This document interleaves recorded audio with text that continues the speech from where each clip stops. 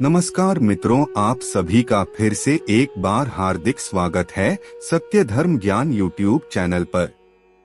मित्रों, स्त्री को इस सृष्टि की एक ऐसी पहेली माना गया है जिसे समझना काफी ज्यादा मुश्किल है। स्त्री की प्रकृति को समझना मुश्किल ही नहीं बल्कि नामुमकिन सा लगता है। मित्रों, ऐसा कहा जाता है कि खुद भगवान से भी अपनी इस रचना को समझने में चूक हो जाती है। 1 मिनट में सृष्टि का निर्माण करने वाले ब्रह्मा जी को भी स्त्री की रचना में काफी ज्यादा समय लग गया था।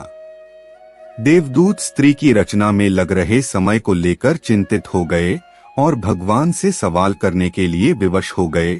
और फिर देवदूत भगवान से पूछने के लिए जाते हैं, क्योंकि भगवान को स्त्री की रचना करते हुए 6 दिन बीत चुके थे, फिर भी स्त्री की रचना अभी पूर्ण नहीं हुई थी। ये देखकर देवदूत भगवान से पूछने लगे कि हे भगवान, आपको स्त्री की रचना करने में इतना ज्यादा समय आखिर क्यों लग रहा है। तब भगवान ने जवाब दिया और कहा कि क्या तुमने इसके सभी गुण देखे हैं।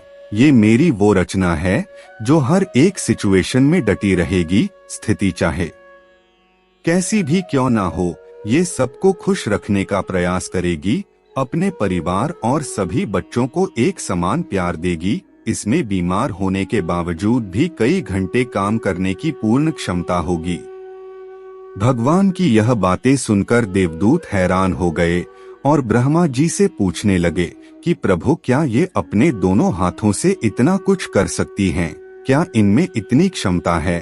भगवान ने कहा, बिल्कुल कर सकती हैं, इसीलिए तो ये मेरी सबसे अद्भुत रचना कहलाएगी। ये सुनकर देवदूतों ने पास जाकर भगवान के द्वारा बनाई गई इस रचना को छूकर देखा तो कहने लगे कि हे प्रभु, ये तो बहुत ही ज्यादा नाजुक है। जवाब में भगवान ने हंसकर कहा, भले ही बाहर से ये नाजुक जरूर लग रहे हैं, लेकिन अंदर से उतने ही ज्यादा मजबूत हैं। अर्थात यह कोमल तो है लेकिन कमजोर नहीं। इतना सुनने के बाद देवदूत इस रचना के बारे में और जानने के लिए काफी ज्यादा उतावले हो गए। देवदूतों ने भगवान से प्रश्न किया, हे प्रभु, क्या स्त्री में सोचने की क्षमता भी होगी? तो ब्रह्मा जी ने जवाब देते हुए कहा, ये न केवल सोच सकेगी बल्कि हर एक समस्या का मुकाबला भी कर पाएगी। दरअसल जब देवदूत ने स्त्री के पास जाकर उसके गाल को हाथ लगाया था तब उन्हें कुछ पानी जैसा प्रतीत हुआ था। उन्होंने ब्रह्मा जी से पूछा कि हे प्रभु, इसके गालों पर ये पानी जैसा क्या है? तब भगवान ने कहा कि ये आंसू है। जवाब को सुनकर देवदूत असमंजस में पड़ गए और पूछे, आंसू? लेकिन वो कैसे और किस लिए? इसके जवाब में भगवान ने कहा कि जब ये कमजोर पड़ने लगेगी तब यह अपनी सारी पीड़ा अपने आंसुओं के बल पर बहा देगी और अंदर से फिर से मजबूत बन जाएगी। अपने दुखों को भुलाने का इनके पास ये सबसे बेहतरीन तरीका होगा। इसके अलावा भगवान ने कहा कि ये इसकी ताकत भी होगी। देवदूत ने यह सुनकर जवाब दिया और कहा, प्रभु, आप तो महान हैं। इस रचना को आपने बहुत ही सोच समझकर बनाया है। तब भगवान ने कहा कि ये स्त्री रूपी रचना हमेशा अपनी परिवार की ढाल बनी रहेगी और हर एक परिस्थिति में डटकर उसका समाधान करेगी, अपने परिवार के लिए अपनी जान तक निछावर कर देगी। तब देवदूत ने कहा, हमें लगता है कि ये रचना संपूर्ण है। फिर भगवान ने जवाब दिया और कहा, नहीं, अभी इस रचना में एक कमी है और वो ये है कि ये अपना ही महत्व कभी नहीं समझ पाएगी कि आखिर वह कितनी खास है।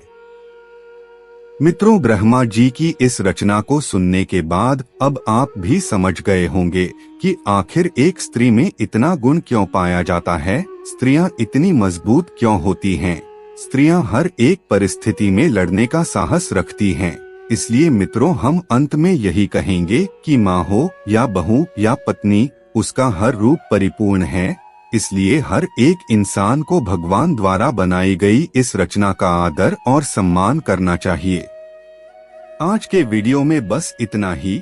आपको हमारी जानकारी कैसी लगी, आप हमें कमेंट में जरूर बताएं और अपने दोस्तों के साथ भी शेयर जरूर करें और हमारे चैनल को भी सब्सक्राइब कर लेवे। फिर मिलते हैं किसी नई वीडियो के साथ, तब तक के लिए धन्यवाद।